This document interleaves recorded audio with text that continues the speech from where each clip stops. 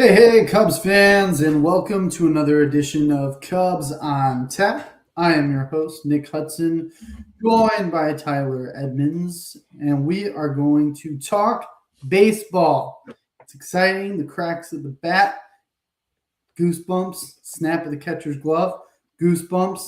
I'm excited, but before we get into any of that, Tyler, how the hell are you doing, man? Man, I'm good. I'm ready to go. It's like tonight when I heard the bow, bow, bow, yeah, bow, bow, bow. We the best. Just freak. I'm jacked and ready to, dude. I hit baseballs. Here's how ready I am for baseball season. I went to the batting cage last week. I'm still sore from it, by the way. Went to the batting cage last week. Tonight, went to Dick's, Nick. Went to Dick's. Got batting gloves. Oh, hell Brand yeah. new bat. Look at that. Miguel Cabrera. Is that my player comp? I don't know. People are talking. Don't know. Not sure. Got batting gloves. I got a freaking lizard skin bat wrap. Holy shit. Yeah, that's how I'm amped. Am I going pro? I don't know. I'll be 36 this year, but others, bigger, older people, it's I don't know. I don't know. That story hasn't been written yet. I'm ready, man. Freaking, you've got Team USA playing meaningful games come Friday. Opening day feels like it's going to be in 3 weeks, and we're all going to be in one big apartment, jacked up, ready to go. Nick, it's almost time, man, and I could not be more excited about it. Hell yeah, dude. You got me pumped as well. Yeah, it is almost time. It sure is. And as things start to get, ramped up, it just gets more and more exciting. And obviously, spring training, but it is nice to have the World Baseball Classic there thrown in there too into the mix. And it's been fun seeing the teams play, major league teams, and watching how that's played out as well. Just absolutely crush them. Come on, we knew that was coming. Daniel Barry says, "Happy Wednesday, hello guys. Happy Wednesday, and hello to you as well." Yeah, it's been a fun time, and I'm jacked to see what this year is going to be. And every season, there's different results, but that's the fun of it, man. It's 162 games. It's a grueling stretch of baseball. You don't know what things are going to look like. Everything looks different from the very beginning to the very end. It's awesome. And yeah, we're going to break down some of that tonight. I tell you what helps, Nick. I tell you what helps is when Alex freaking Bregman puts America on his back for Team USA and just says, "Come along with me if you want to join the ride." And just today, 2 home runs today. He hit one yesterday. Yep. He's hit one with the Cubs. He may break the home run record. I don't know, but that makes everything feel whole with these spring training games just dragging along as far as like the non-USA WBC games and all that kind of stuff. It does help seeing Alex Bregman do what he's been doing. Yeah, I wasn't on for the Alex Bregman show announcing him, but I'll tell you what, man, that was a guy. Several times when Ron would ask, like, "What do you want for Christmas?" I was like, "Alex Bregman, give me Alex Bregman." We're all like, "That's probably not going to happen," but holy shit, dude, it's going to be fun watching him this year because just look at him now, like early on. Like in these games, obviously, when you're playing for your country, it means just a little bit more. And you're right. He's going to throw the freaking USA on his back, and he's going to go out there and just mash. And that's going to help, too, going into the season because – oh, yeah, for sure. He's already there. He's like him and PCA and Boyd. They're locked in already, where a lot of the other guys kind of get to relax a little bit and everything like that. And yeah, they're focused on getting ready for the season and all that, but they're not under the pressure and the eyes that those guys are right now, to kick off the season. And yeah, like you said, yeah, I think it's going to carry over. I really do. Yeah, I think so too. I mean, and correct me if I'm wrong, but I feel like a lot of times in spring training, a lot of guys go through the motions, especially veteran guys. They've been there, they've done that. So they'll go. Hell, we go through the motions as fans. We've talked about it before. Like, I haven't watched a single game so far as a Cubs spring training game. I've seen the highlights. Hell, half of them aren't even broadcasted right now, Yep. which is kind of funny, but that's a whole nother conversation. But Another conversation. yeah, it's just it's kind of like we said a few weeks ago at the beginning of spring training. It's cool to see the sights and the sounds and just the pictures of new players and uniforms and the clean white slate and all that kind of stuff. And now it's almost like, I wouldn't say it's the dog days of summer, but it's like the dog days of spring, even though granted we do got the WBC to distract us from that. But yeah, it's almost like the dog days of spring. And I'm just ready for just okay, all right, great, all right, let's get the season started. But yeah, it's understandable. Yeah, no, and I've been there this whole time. I'm ready to get the season started. It's a totally different feeling when the games actually matter versus these spring training games. But I mean, I do want to go back to your point there because there's been a lot of talk and a lot of angst and anger, rightfully so, about the fact that a lot of these games aren't being broadcasted. And it's kind of odd to me, but at the same time, exactly what we're talking about right now, where we're not watching them, I feel like they have a point in saying, how many viewers are we going to get on these spring training For games? sure. Oh yeah, for sure. And I was one at first that was kind of, and I believe me and Ron may have talked about it last episode a little bit as far as the viewers and the games. And at first, not really thinking about it. It's kind of like, oh man, come on. Like it makes you hope. I don't know. Maybe part of me thinks that, oh shoot, is this a sign of things to come and that kind of crap.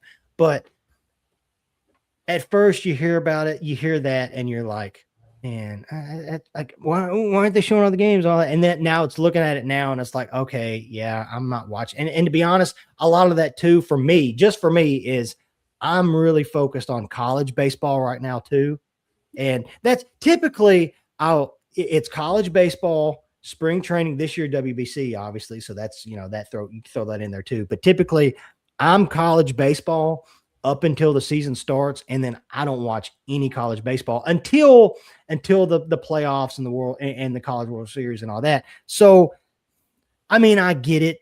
I mean, it would, I guess, for the guys that want to dive in and watch every single freaking inning of spring training, which, wow, all power to you, buddy. Like, good for you. But I don't know. I mean, I can see why maybe they do that, because like you said, they're probably not going to get many viewers on it. Like today's game, I know they played the Brewers, but how many people were probably watching when they were literally playing the same exact time that USA was playing their game? Yeah, exactly. It's not many. I'll tell you that right now. So I agree with you. At first, I was kind of outraged because I'm like, you look at it from a fan perspective, and you just want as much as you can get for your money on marquee.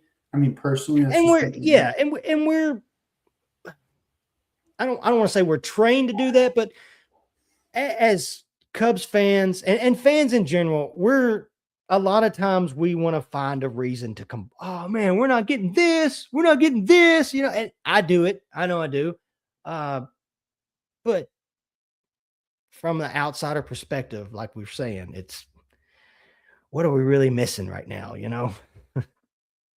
not a whole bunch, but I mean there are things going on. Obviously, there's baseball being played, especially Cubs baseball, and there are some storylines starting to come, Sure. Yeah. about. Sure. And we were talking a couple off of there, but one that I think we did not talk about off air that I would love to talk about is Mr. Jefferson Rojas, because he's looked pretty good in Yeah. 22 at bats. He's got a 318 average, 6 RBIs, 2 home runs. He looks good, and he's a young kid. What I think he's 20. Is he 20 years old? I'm gonna find Maybe out for you. 21. Let's see here. 2005. So he will be 21, Nick, on April 25th. Buy yourself a beer, young man, Buy because yourself a you're beer. having a good spring. Yeah, But I will say every time I get a highlight on my phone, a notification about the Cubs scoring a run, it's usually something to do with Jefferson Rojas, yeah, which it's like we said pre-show, he's probably not going to make the opening day roster. Like if he's, I just put it this way: if he is on the opening day roster, that means somebody got hurt. Yeah. That is, Yeah. but the fact that he's playing shortstop, he's hitting the ball. That's a positive thing for us because it looks at it as, hey, if we need him down the road this season, we have that extra ammo. We have that extra piece just in case. Maybe down the road we trade and I know we'll get into him. Maybe down the road we trade a Matt Shaw for something, and we got to have, we need somebody else to be our backup infielder. So far, Jefferson Rojas has done the job because I think he can also play a little third base too, right? Yeah, I believe so. Yeah. And I don't know if he's played there this spring yet. He may have. I might have just missed that, but he definitely can. But to your point, it's good to have a young guy like that performing, knowing that you do have kind of a backup there. That if someone were to get hurt, you have that option there. But yeah, he's not going to make the opening day roster. But that's kind of what's fun about spring training is you get to see these young guys have that opportunity, get to play with the official C on their chest there, and go out and perform and show their talents out there. So he's been fun, and I've seen a lot of Jefferson Rojas come across my phone too. That's why I was looking into it. But yeah, there are some storylines that are coming about with younger guys. Oh, for sure. And he's not the only one. I mean, a guy that, well, obviously, I mean, I know he's young, but he played the entire season last season. Matthew Shaw is another one that he's been hitting the ball, at least looking through the stat sheets and stuff. He's been hitting the ball great, and he's also playing a lot of positions. I want to say, I think, what was it yesterday? Yesterday they announced he was going to play a lot. He was going to play a couple of games in center field starting today or tomorrow, maybe. I think it's tomorrow. I think he's starting tomorrow. I'll be interested to see how he is out in the outfield. I mean, we already know how good he is on the hot corner. I think that he really could do well in the outfield, and maybe like he finds his stride out there. Who knows? I hope he's a guy that. I hope he is a guy that he turns into one of those players where he can produce for you in the lineup, but it's hard. It's going to be hard to find a spot for him in the lineup every day. And that's a good problem to have. That'll be a good problem to have. Yeah. Hopefully he's that Swiss Army knife that Javi Baez was a few seasons ago, that Ben Zobrist was a few, 10 seasons ago. Hopefully he is a guy that by the end of the season, and we'll make I know we'll have our prediction episodes down the road, but I feel like he is a guy for this team to go from just a playoff team to an elite playoff team. If Matthew Shaw can take that step forward, and so far this spring, I mean, I know it's just spring training games, but the fact that he's playing in all these different positions that he's not used to playing, and so far it seems like it hasn't been an issue. That is, that's a huge positive, and hopefully by the end of the season, we're sitting here talking about how Matthew Shaw was like one of the ultimate utility guys for this team. Yeah, that would be really cool if he could turn out to be that way. I mean, and last year I felt like a big thing that we lacked was bench presence and just that guy like that was that Swiss Army knife that you could put out there. We didn't have him, and forget who they went out and got at the deadline. The other guy that was supposed to Willie Castro. Yeah, Willie Castro, and he didn't turn out to be that. But yeah, Matt Shaw could be that guy. And funny enough, I was thinking about this the other day. They sent him down to AAA. He came back up. He looked really good. I think that lit a fire under him. Without having to send him down to AAA, I think they basically did it again by getting Alex Bregman. It kind of probably lit a fire under him that made him. I just lost my position at third.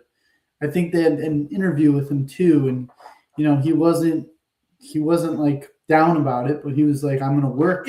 Yeah, for sure.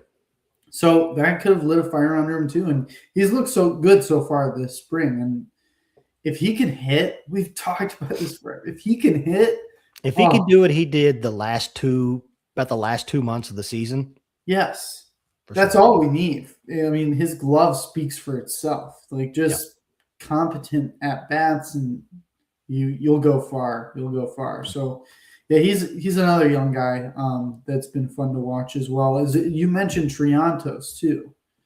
Yeah, Triantos. I mean, I know like he's not lighting up lighting up your stats as far as like what he's done, but he's had his moments, and he's another one that, he's done his job in certain situations, and that's a nice thing to see for a young guy that who know. I mean, who knows where what happens this year as far as injuries are going to happen. I'm not Yeah. trying to say that I don't want to put that bad juju on anybody, but it's baseball. Every team goes through it, and he's another guy that we may see sometime this season, possibly. And so far, I'm not trying to say that he's wowed me or anything like that, He's been but good. Yeah. he's been solid. He showed up in certain situations, and that's just hopefully that's a good experience that he can use possibly this later this season if he does get called up. Yeah, exactly. And he's gotten a good amount of at bats too. I think he's like around 25 at bats. Mhm. So it's not like it's a small sample size compared to some other guys. So he's definitely getting his shots, and he's making the most of them for sure. Um, Once again, he's like an injury guy. Like you said, like there's gonna be injuries. We don't want him, but he could be a guy that we're talking about bringing up at one point in the season. We may be talking about him. So, and he's very versatile too. But he plays the infield and the outfield as well. Mhm. So, And then obviously another one that you were talking about before the show started was Ballesteros. yeah, he is the one I'm most excited for to What's watch. it, as far as what's he hitting so far the spring? And again, I know it's just spring training. So he's had 8 at bats. I He's say I hitting don't think 250. He's had 2 hits, 1 double, and 3 RBIs. I mean, depending on which the fact that Miguel Amaya is playing for that he's playing in the WBC tells me that he must be fully healthy for 2026. Yeah. Obviously, you're going to have Carson Kelly there as well. Ballesteros, we've talked about him being a DH. Is he a guy that you think will get 30 games behind the plate this year? And Ballesteros? I don't know. I don't Because I like don't, he's going to be more than likely, he's probably going to be. Is he going to be your opening day DH? I think so. I think he's going to I win guess out I the guess it cup. depends on who's pitching. Like if Washington throws a lefty, I would probably say that Say is your DH and Matt Davis. Shaw maybe in right. But I guess depending on let's just say a righty's throwing, is Ballesteros your DH? Yeah. Yeah, because Say is in right field. He's not going to be your Yeah.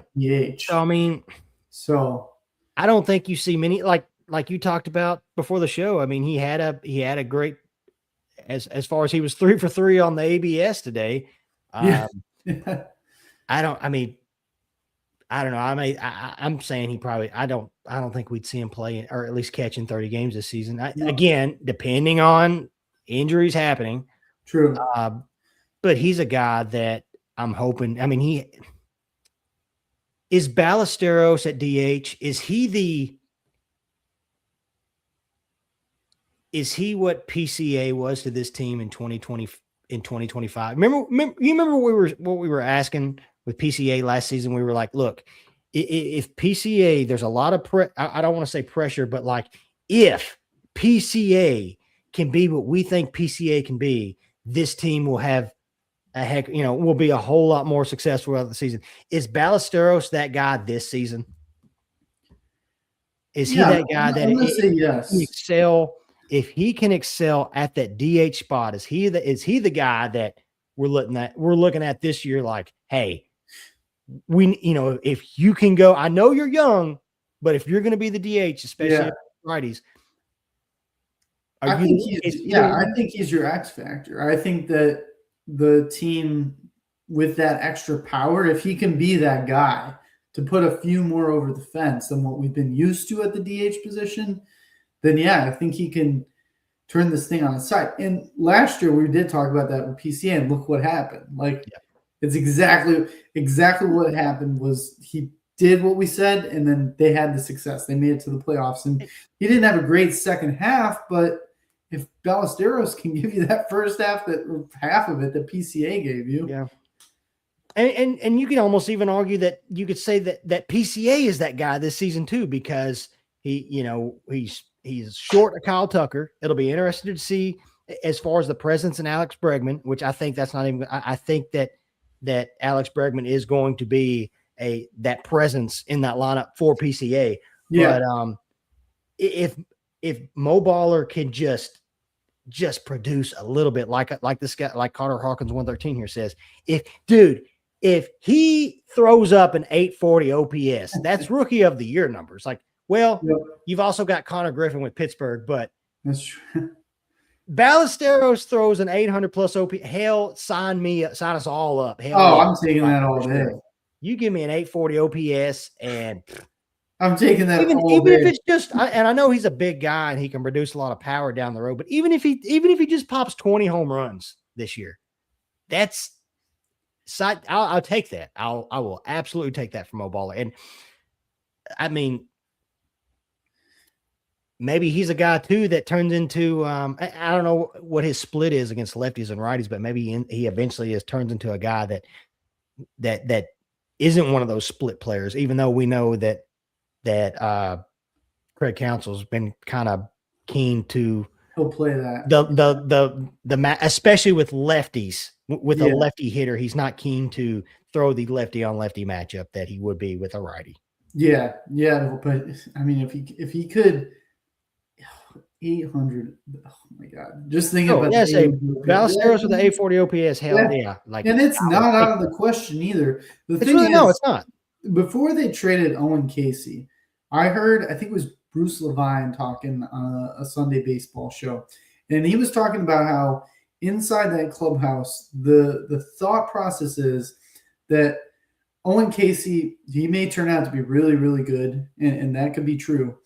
But Ballesteros, his bat could come back to bite you in a very, very big way because of what they've seen out of him with his bat.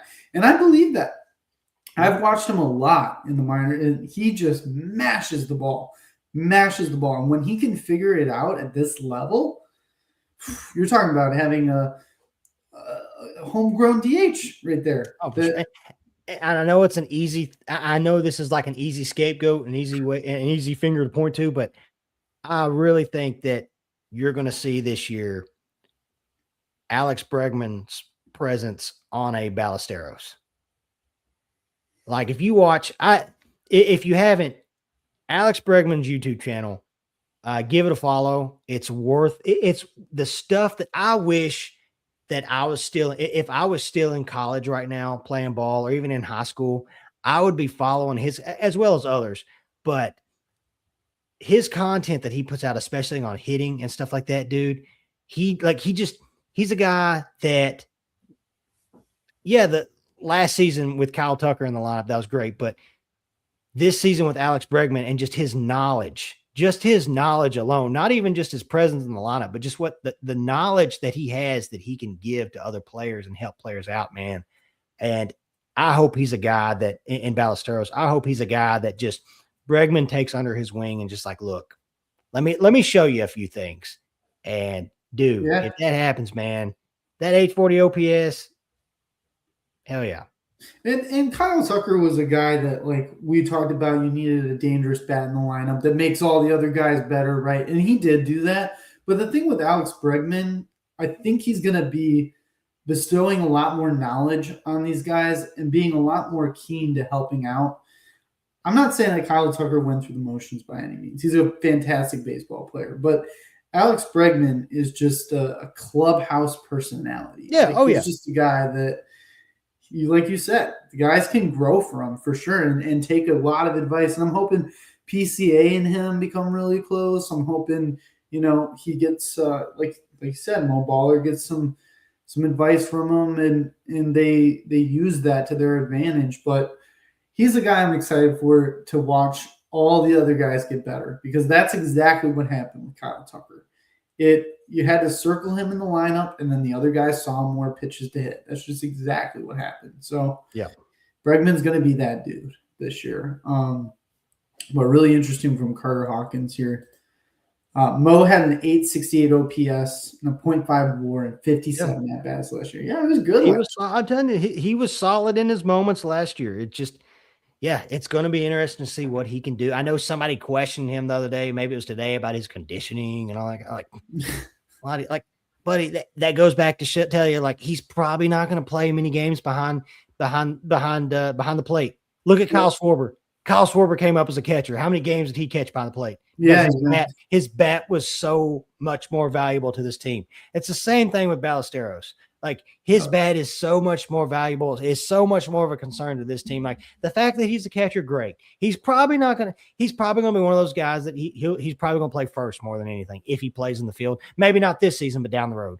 But, I mean, I'm not too concerned about his conditioning. I'm really not, because, like we've been talking about, his bat is just so much more. And the same like what Carter's saying right here. Tony Gwynn was chubby. He can hit the crap out of the ball.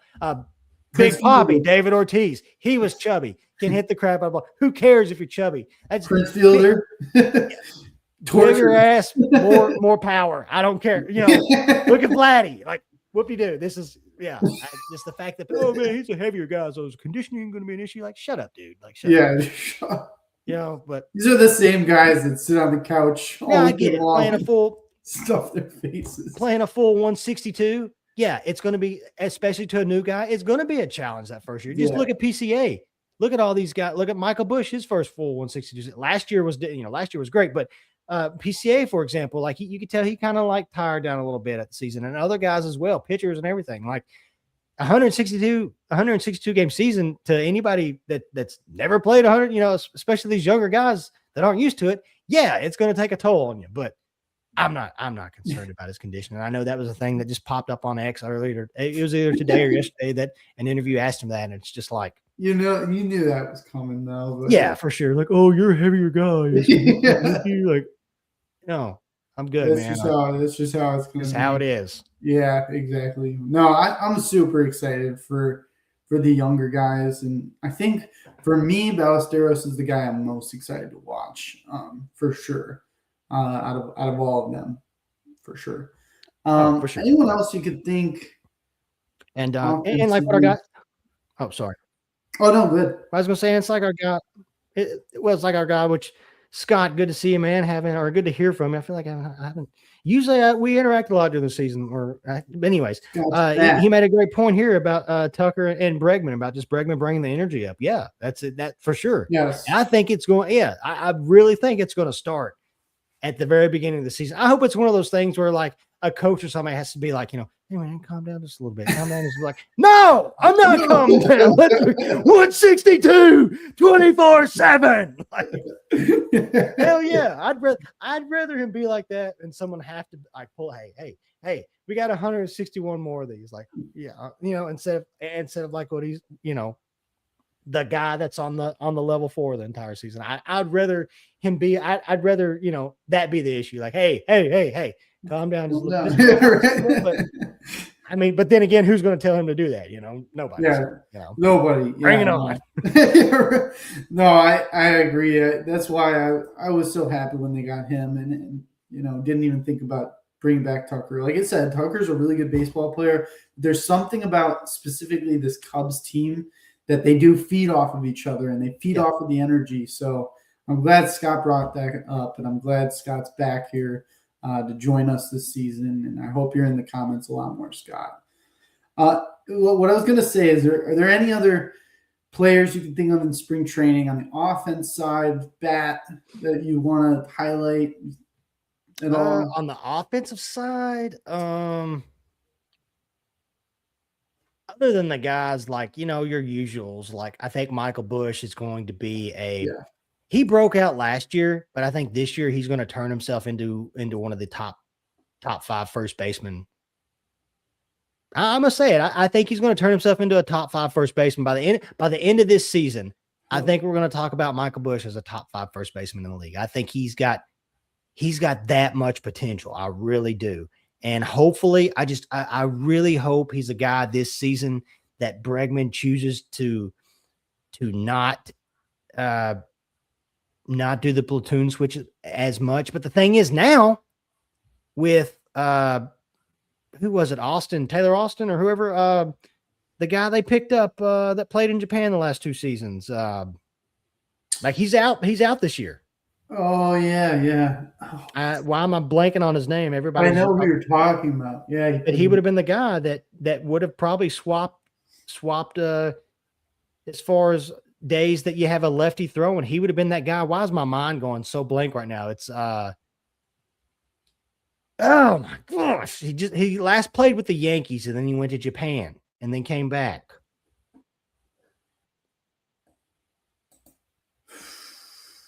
But anyways, he like we may see more Michael Busch. Tyler Austin. Thank you. Tyler Austin.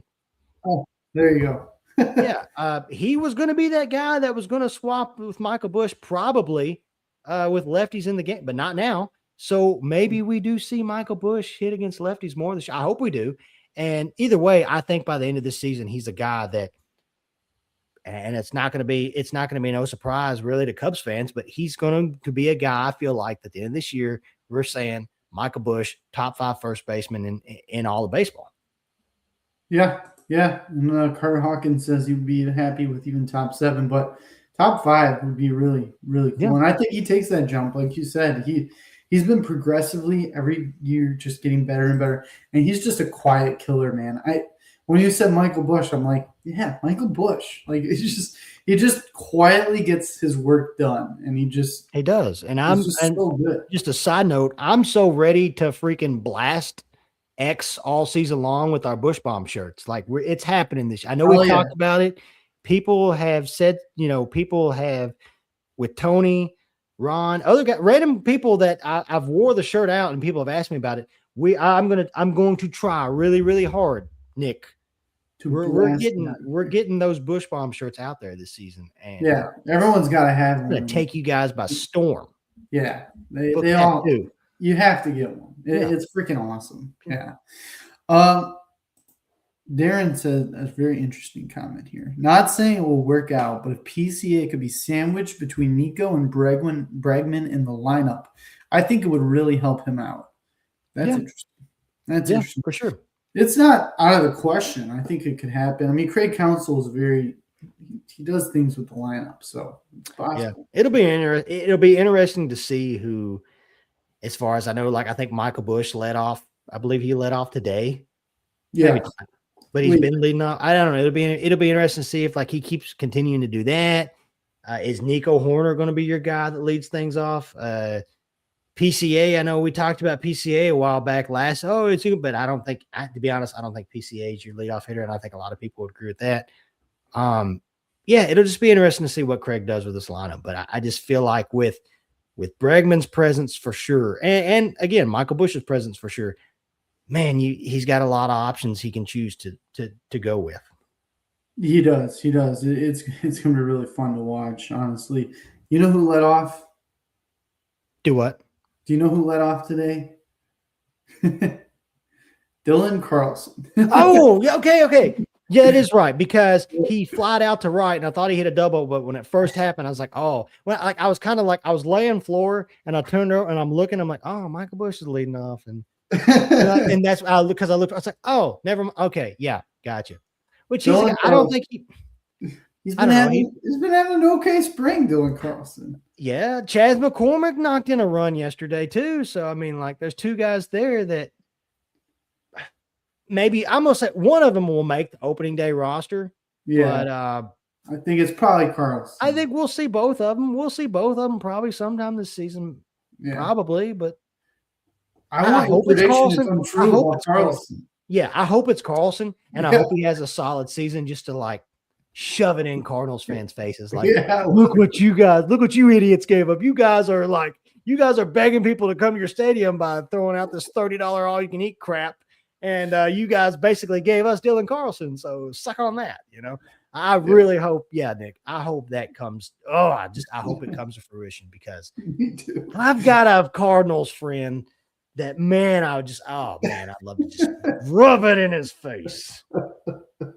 I love him though. I really do. I love it. I love you, Kyle. But that's great. I'd love to. That'd be great. How about that Dylan Carlson, huh? Yeah, right. Yeah.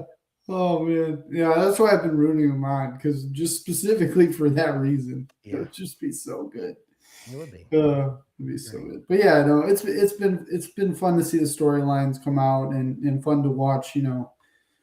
These guys and see what the roster is going to shape up. But there's a whole other side to baseball that we haven't gotten into yet. Yeah. And that is the pitching side of things. Yeah. And that is actually, and you brought it up off the air, where you kind of want to look during Yeah. spring training is at the pitchers and see, how they're doing because it's more of a realistic tell than the hitters.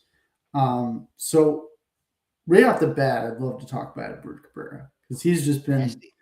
nasty, fun I to think watch. he's your. That Yeah. changeup, not having to face it, is Oh, so yeah. great It's great. because it's disgusting. It's absolutely filthy. And now that we have that on our side, I'm just so happy. But I mean, how so far right now, and I know he's only had 2 outings, but how is he not your opening day starter? Uh, yeah, like you said, he just nasty, like just that changeup. Yeah, looks good. The yeah, one thing with him, and it is with every pitcher. I get it, but you had the questions about, oh man, last season was the most amount of innings he threw.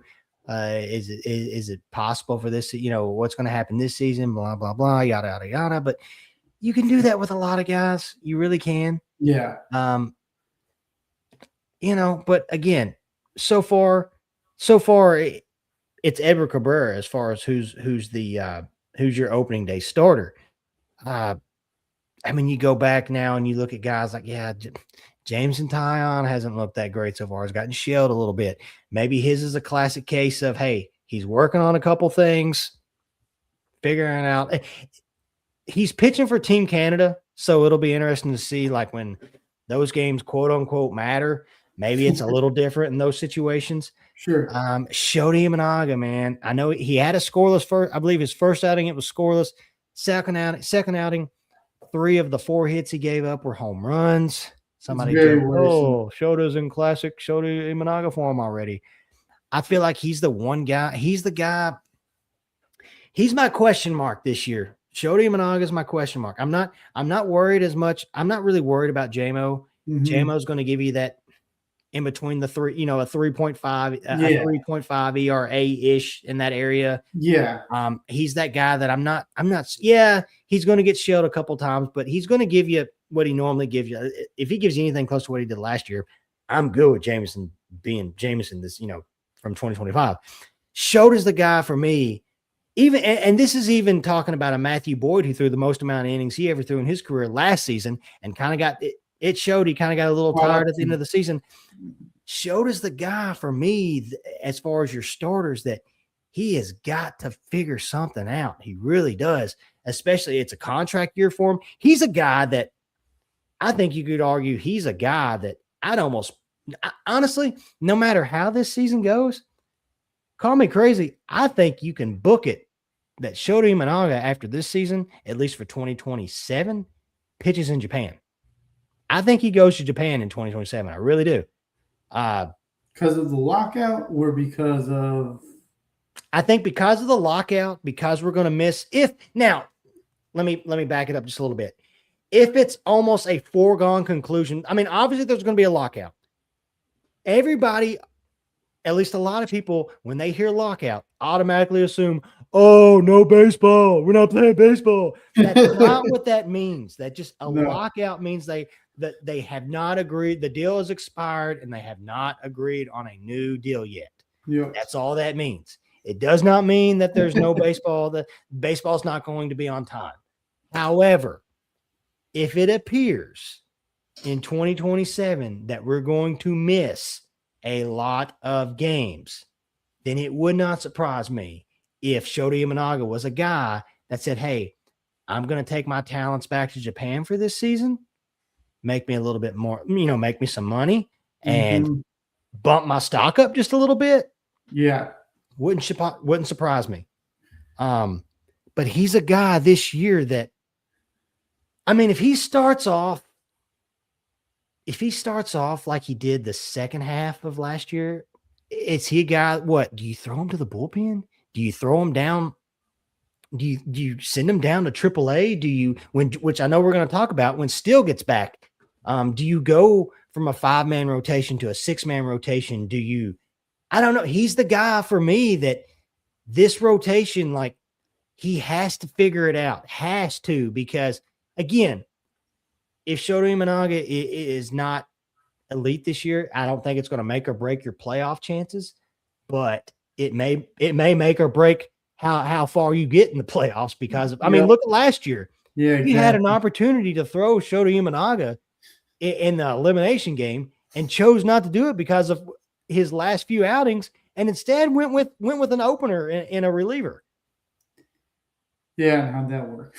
Exactly. But well, I mean, no knock on Pomeranz, but he's just a guy that he has to figure it out, and he's got to figure it out pretty early, because especially if they go with a 5-man rotation, I feel like when Steele comes back, if you're putting Steele back in the rotation, which I don't see why you wouldn't, Shota's the first guy for me that I'm like, yep, you're out, buddy.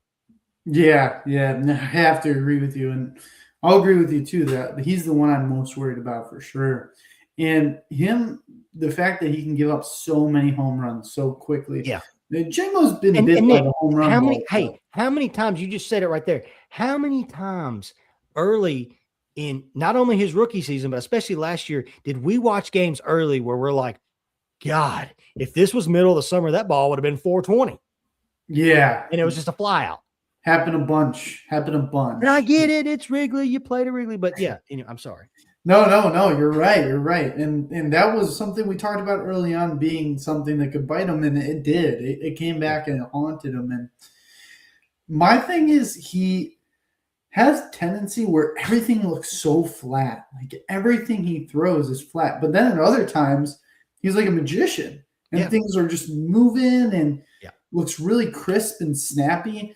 And I'm not sure. I don't know a lot about baseball over there, but I don't know if it's like a different type of ball. It's a different ball. Yeah. Yeah. So maybe he's more used to snapping. Call me crazy, but I'm pretty sure it's a smaller. I think it's a smaller ball. I mean, that would make sense. It's a little different though. Yeah.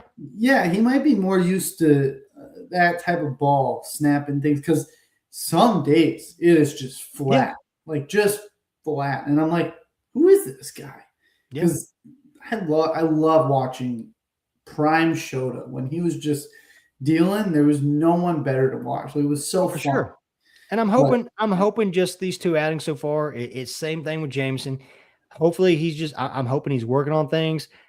Like Scott says here, it's like I'm hoping it's a bounce back year. I mean, for his sake alone, just if you want, working on a contract for 2027. But either way, I don't know. I just got a feeling that no matter how the season goes, depending on how 2027 looks as far as when games may start, I feel like he could be a prime candidate to say, hey, I'm going to go to Japan this year, but I'll be back in 28. But then you're looking at, what is he, probably 31 right now, which isn't old for a pitcher. So you're looking at what his age 33 season coming. Yeah. Which still isn't bad. He can still work himself, a decent sized contract, depending on, I guess, what they settle with.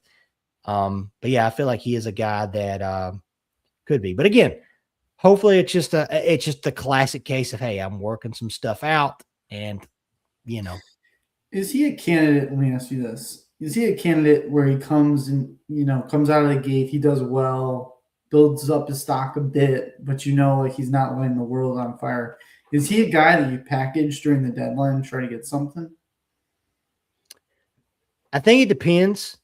Because you look at it this way, to make a deep run in the playoffs, you've got to have more than 5 starters in your rotation. Yeah. You've got to top 8 to 10 for a full season. I mean, look at the Dodgers.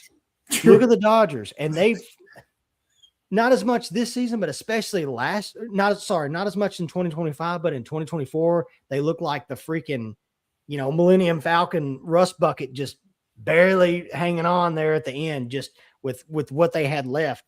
But for a team to make a really good run, and you can say the same thing about the Blue Jays last year. They had several starters that I couldn't even name them all right now, but they had probably about 8 starters at least in the road throughout the season.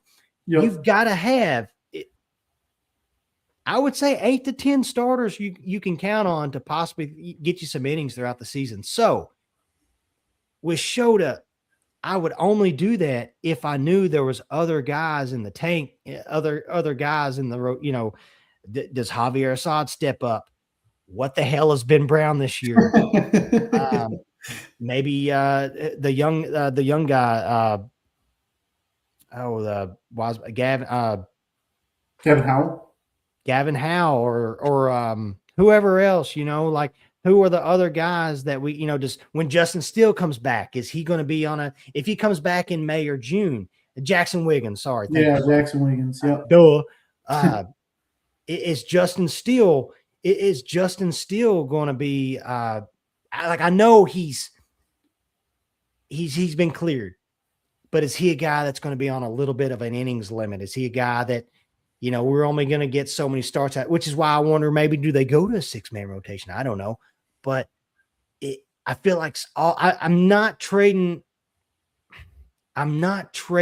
Shota unless I know, at least, you know, if I'm depending on what I'm getting in return, obviously, but also is there somebody there to fill that void in the starting, you know, with the starting pitchers, and would it be worth it? It's just going to all depend on what are the Cubs' needs at that moment if they are dancing the idea of a Shota trade. Yeah. And I agree as far as with and Jordan Wicks. Jordan Wicks is a guy that what the hell is he this year? Yeah. You know, it's just that's a good point. Well, we got a lot of guys. It's just a matter of, are they going to do well? How well? What are we going to get out of them? And again, I feel like you've got to have 8 to 10 starters throughout the season that you can depend, you know, that you can rely on to get innings. Because how many teams have you heard of that just went through their 5-man rotation that season, and that's all they 5 or maybe 6 guys that made starts? You know, I mean, it does happen, but it's very rare. It's rare. Well, it's rare for sure. Yeah, no, that's a really good point there.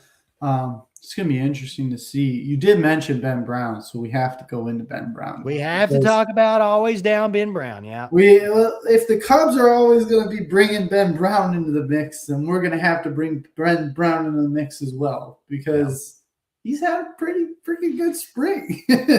Yeah, it's like we said in the pre-show, Nick. We were like, "Damn it, he's having a good spring. He's probably going to F around and make the starting day roster." And he's going to make the roster. I'm pretty sure. I think Ben Brown is best off in the bullpen. That's just me. Don't think he's a guy that you start games with. I don't like this. I mean, but Craig Counsell likes using in the playoffs and the starters and having an opener and blah, blah, blah. Like, whatever. I think he's better utilized as a bullpen guy. But with that being said, if he can show that he's developed if he's able to locate his breaking ball better and his fastball as well, and honestly, maybe even develop a third pitch. I don't know, but like, because he got so predictable last year just watching him. Like, oh, his curveball's not doing crap, and nobody's jumping on that. So, you know, the fastball's coming. And at least last year it looked flat. So far this year, like you said, he's been solid this year in spring. If he can show that this is what Ben Brown does to me, Nick. I know. I mean, if he can continue if he can take those improvements that he seems to have shown so far in spring training and into opening day, great. But again, I think he's just better off in the bullpen. Maybe like Darren here says, like that middle reliever guy that can get you 2, possibly 3 innings. Great. If that's it, great. Maybe once every blue moon, you have to have a starter because maybe we have a double header today and we need somebody to just take some bullets. Okay, Ben Brown, come on down, you know? Yeah. But The sinker is going to be the game changer, Tyler. I hope so. I really do. It really could be. I want to see him do well. I mean, he's the last. What is he the last guy? Is he the last guy that's still on this roster that was involved in the three-headed monsters? As far as the three-headed monster trade with what Rizzo, Bryant, and Baez, all them trades. Is he the last piece from a no, because didn't Alcantara come from one I was of those going to trades? say Alcantara. Ben Brown was from the Rizzo trade, right? Was he? Because Chris Bryant was Chris- Caleb Killian. And we all thought Caleb Killian was going to – I thought Caleb Killian We was got Calvin dog. Alcantara with the Rizzo trade. What's that? Alcantara. So who did Ben Brown? It was one of those guys. I don't remember which one it was. Maybe it was David Robertson. Thank you, Carter. Ah, there you go. Okay. Carter's on it. I mean, David Robertson to Philly. Yeah. I really want Ben Brown to be something. I really do. I just don't think it's going to be. I just don't think it's going to be in the starting rotation. I don't. No. But I've been wrong before. I don't think it's going to be either. I really don't. Unless Shota really falls on his face and maybe they give Ben Brown a shot. I don't know. They give Ben Brown a lot of rope, man. They really do. They do. I don't they know did. what it is, really but did. they do. And I think, because when you look at the rotation, like you look at Matthew Boyd, is Matthew Boyd going to have the same first half that he did last year? Hopefully, honestly, I just hope he has a better second half than he did last year. And if he can just do somewhat similar, if he can be somewhat similar to what he was in the first half, great. I just hope he doesn't have the falling off that he did in the second half. Colin Ray's a guy that are you throwing him in an elimination game? Of course not, but he's a guy that you can depend on throughout the season, at least to make you some starts, and I think he's going to be solid. Yeah, he's good. Javier Assad, you didn't see. I feel like we didn't see a whole lot from the ass man last year, and I think a lot of it was just because of. There wasn't really a spot for him in the rotation last season. He made a few starts, and I know he dealt with an injury here and there. But yeah, he did. Well, I have totally have a bone of contention with the Javier Assad thing. And it goes back to Ben Brown because on the last roster spot that they had, they chose Ben Brown instead of Assad. Which again, he was like he was hurt for a lot of the season. Yeah, but maybe it was a classic case of we know what we got in Assad right now. Yeah, maybe we just go with Ben Brown and maybe Hollowell. I know Hollowell's been kind of lighten things up so far this season. Maybe he's a guy that you throw in there. He's looked good. He's looked really good. I've seen some highlights of his, and I'm looking at his line, and he's looked really good. He's got 8 strikeouts and 3 innings pitched, only given up 2 hits. Yeah. I tell you, he's been probably not going to make the starting roster is Porter Hodge. Porter Hodge, and that's crazy though, because that's crazy to say because he was a guy. What the season before last that we were saying, dude, Porter Hodge could be the closer in the. He's the closer, yeah. No. I get it. Relief pitchers, every season is different. Every season is like a different life. It feels like, and all it takes is just something to click, and everything can change. And gosh, 24, yeah. If he could just somewhat find just part of what he was in 24, man, because he was a guy that, we were saying Porter Hodge could be the closer in 25 going into the 25 that season. Slider, yeah. And it just it's gone. It's gone. So hopefully he's a guy that, I don't think he's going to make your opening day roster, but hopefully he's a guy that figures something out because, man. What happens with Porter Hodge is he has control issues, but he gets behind in the count. He doesn't do himself any favors. Like he doesn't work the count early. He gets behind and then he tries to flick in a slider, and you're not gonna do well if you're already down 2-0 on that. So yeah. You want to know who he reminded me a lot of, and they were on the same, and he was on the same team with them was Nate Pearson. He was a guy that I remember I believe it was 24. I remember being at a game with Ron, and he came in to pitch. Nate Pearson did, and he lit up like 99. And he may have touched 100 a couple of times, and it was like sliders. And I'm just looking at that, and I'm like, damn, Ron, like if this guy could find the strike zone, holy crap. And same thing with Porter Hodge as far as the stuff, and just couldn't seem to find it. And it'd be like that sometimes, I guess. But man, his stuff is so good that hopefully he can figure something out.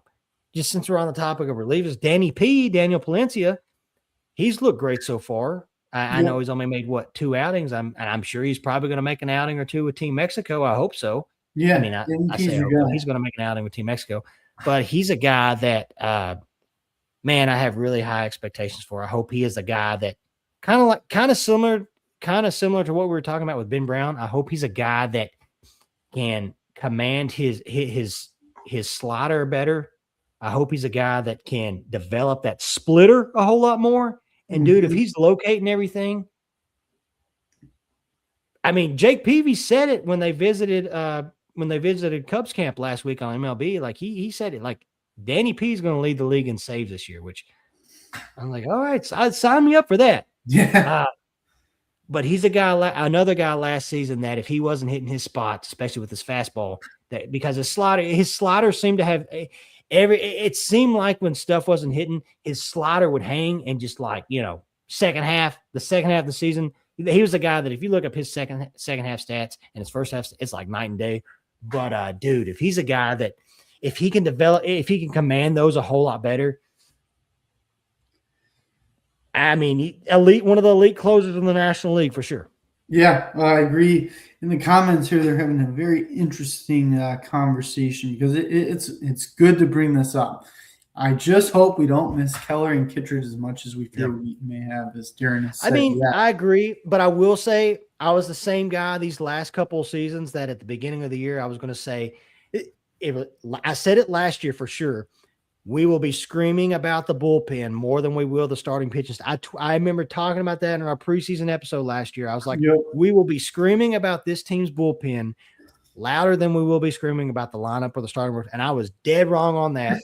Same thing with last season or the season before. I'm sorry. I'll give them props. They figure out a way, at least maybe not.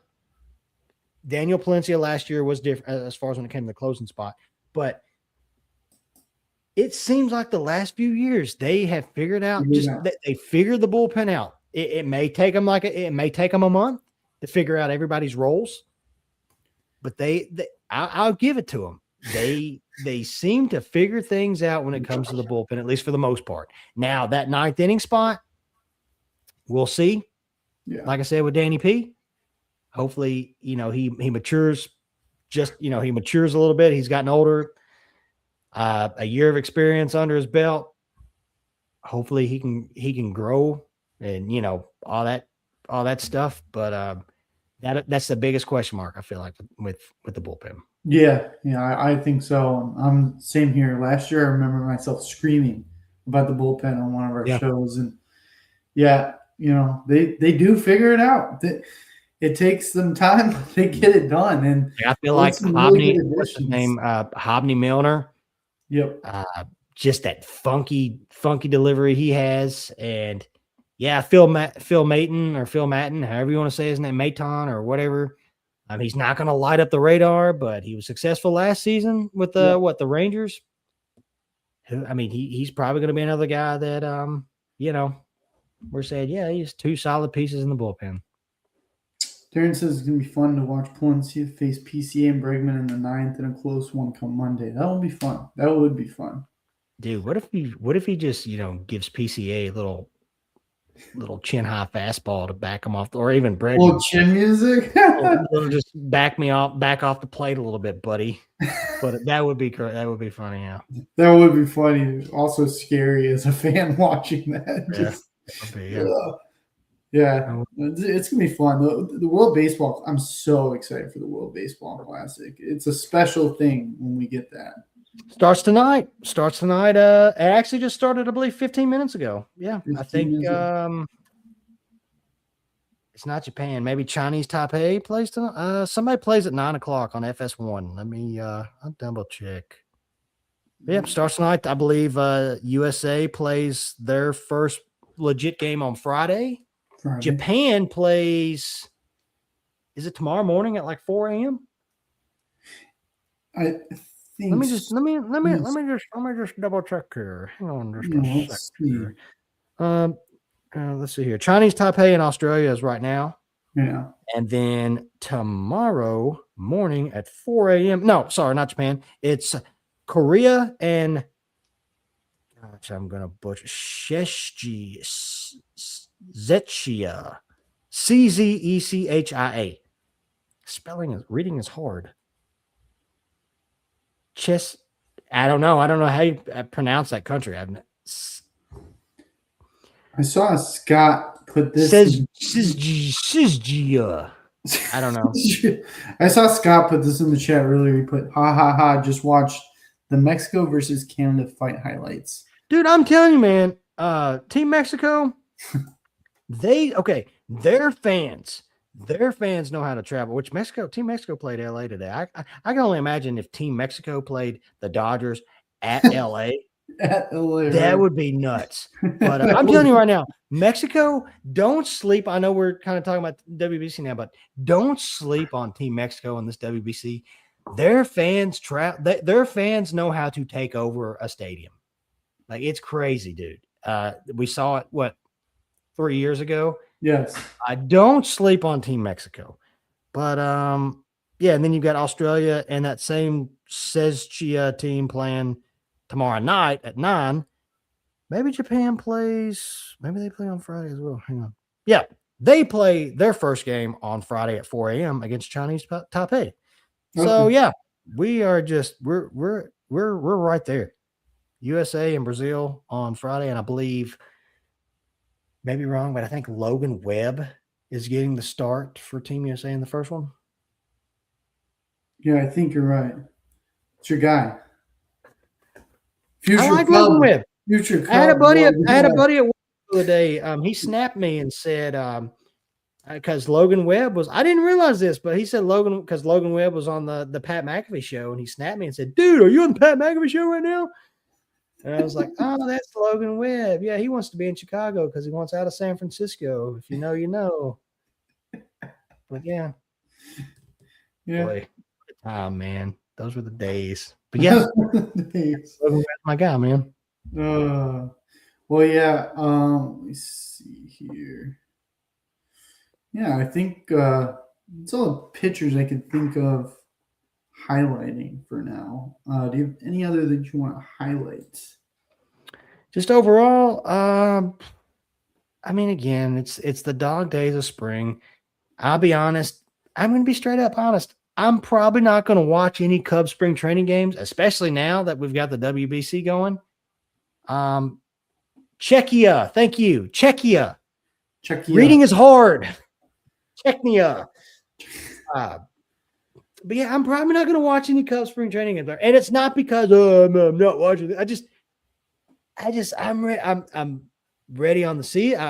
I'm just ready for the season to get started, and the fact that we've got kind of meaningful games right now. I say kind of like legit meaningful games right now. We got USA playing. I'm sorry, I'm gonna be watching more of that. I just really am. I just, don't blame you. Yeah, I'm on the same boat, man. I ordered my jersey for opening day. Came in the other day. It's a little tight, but that's okay. It's a size. I thought size 44 was a large, and for some reason, my other one I've got, it fits differently. But anyways, I'm pumped. I'm not announcing who it is yet. I told Ron I teased Ron the other day because I told him the two guys. I told him this: the two jerseys that I was interested in getting for opening day. I got one of them. Okay. I said, I'm not going to tell you it is. He goes, "Don't tell me. I'm just making it a surprise." Like, the only hint I'll give you is both these guys were involved in the same trade for each other. Didn't know that till I looked it up, but anyways. Okay. Yeah. That's fun. I like that. Very nice. Yeah, no, I'm a big fan of getting just like the random Cubs players that Lay played a little bit here and there. I was really wanting a Matt Stairs jersey, but Oh, that's right. you cannot find a Matt Stairs Cubs jersey. Yeah, you told me about that. You can't. I've looked Matt everywhere. Stairs. That's great. That's great. Yeah, no, I'm on the same boat as you, man. I won't be watching too much. I'll be watching a lot of World Baseball Classic. That's for sure. But we'll keep up with the highlights, the storylines, the stats, and all that with our favorite teams. Carter, that's a really good guess, Carter. But no, a few more years farther back, just a few more years. But we give him one time, he's going to get it. Czechnia. That's funny. Well, yeah. That's. Do you have anything else you want to add? This one, I'm just ready to see Alex Bregman continue to carry Team USA on his back. PCA, running around the bases, and maybe at the end of it all, seeing him just taking a sprint out with like the flag or something, like freaking Superman. Other than that, man, I'm hitting the batting cages tomorrow again. I've got a good excuse. I'm giving up I'm not the fantasy football champion this year. I lost, and I've got to drop it off to our team president. And so I'm meeting him in another town, like 30 minutes away. Anyways, long story short, there's batting cages right beside it. It's called D-bats or something. It's apparently they've got them all over the place. And I'm just going to put it this way. Last week, they had this little computer where you type in who you want to play against in the field and all that kind of stuff. And yeah, the first time I typed in college, we couldn't hit any home runs. But me and my buddy, then we switched it to 8U, 8 and under. And we crushed some little leaguers. So this time I'm probably going to do like 10U. I'm about to make some kids cry. I'm just, maybe I keep it at 50 to 60 miles an hour. I don't care. But, I'm getting ready for the season, man. Get ready for the season. Yeah. You just never know. Awesome. You never know when the Cubs may call me. I don't know. So I got to get ready. Depth. They can always use depth. You got to get yourself. Yeah, that's right. I'm entering my age 36 season this year. My shoulder's bummed a little bit, but hey, this guy's out there. I'll give you what I got, coach. Yeah, but I'm just ready, man. I'm ready. It's like my wife was saying, it's almost spring. She's so ready for spring. And it's just, you get these 70-degree days like we did today, man. And I wish. I cannot wait. We're going to have 70 here, I believe, on Monday. So that's going to be a treat. Oh, yeah. So, yeah, spring's coming. Baseball's coming. I'm excited, too. This has been fun, talking about baseball, talking about our Cubs, getting ready. You got me pumped up. I'll tell everyone where they can go find us and go support us. You can go over to ontapsportsnet.com. Go check out what's on tap over there. We got tons and tons of coverage. We cover everything. We cover the Bears, we cover the Blackhawks, the Bulls, our favorite team, the Cubs. Yes, we do cover the White Sox as well. The word on the street is that they're looking okay. So we'll see how that plays out. I just need I just need Colson Montgomery to do good because I have a card of his that I'd really like to sell Nick. So that's the only reason I want any goodness to happen to the White Sox is just for Colson Montgomery. So. Colson Montgomery could turn out to be very good. I hope so. Yeah. I hope so. I hope he's bad when he plays us. But I hope so for your pocketbook too, man, that he turns out to be very good. Terrible against us for sure. We even have golf coverage. There's a lot of fun golf coming up this weekend that everyone should be keeping up with OnTap Sportsnet. We're going to have tons of coverage of the Arnold Palmer Classic. That's going to be a fun one. And beer. Everyone loves beer. We even covered beer. So go to ontapsportsnet.com and go check us out. You can find us on YouTube, Spotify, all the places you would find a podcast. You can find us and listen to us. And get yourselves ready for the season in style. Go to Obvious Shirts. Use our code ONTAPSports. Get 10% off your order. Hell, order 10 shirts, 10% off. Use our code. Yeah. Get yourself ready. What are you doing if you don't have an Obvious shirt yet? A fresh one for the season. You need a fresh one going into the season. I'm a big believer about that. What are you? Exactly. Yeah. Exactly. Yeah, I'm rearing and ready to go. So you got to get yourselves locked down with some gear too, and use our code ONTAP Sports. This has been a great time, Tyler. I am so freaking pumped, man. There's just no other way to put it. But I bet you, Yeah. I'll put some money down that there are some Cardinals fans right now that are not so pumped for this season.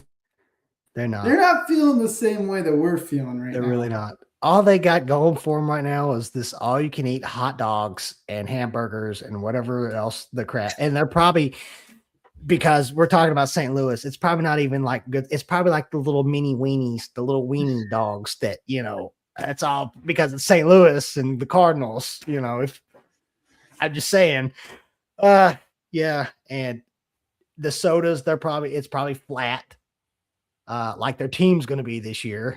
I mean, there's no other way to put it.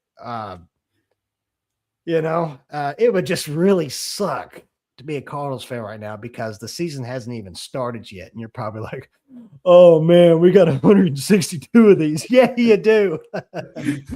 Oh man. But it's just another reason, Nick, that around these parts we say F the Cardinals. Hell yeah. And let's go Cubbies. Let's go, Cubbies.